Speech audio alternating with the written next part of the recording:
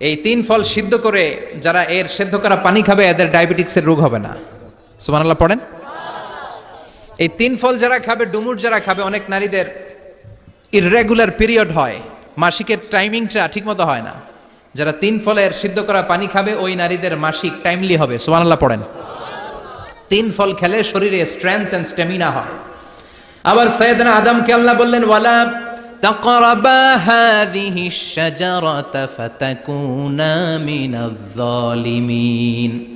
সাইয়েদনা আদমকে আল্লাহ বললেন, আদম এই জান্নাতের মধ্যে ঘুরো, যা মনে চায় খাও, যেটা মনে চায় তুমি পান করো, খবরদার নিষিদ্ধ এই গাছের কাছে যাওয়া যাবে না।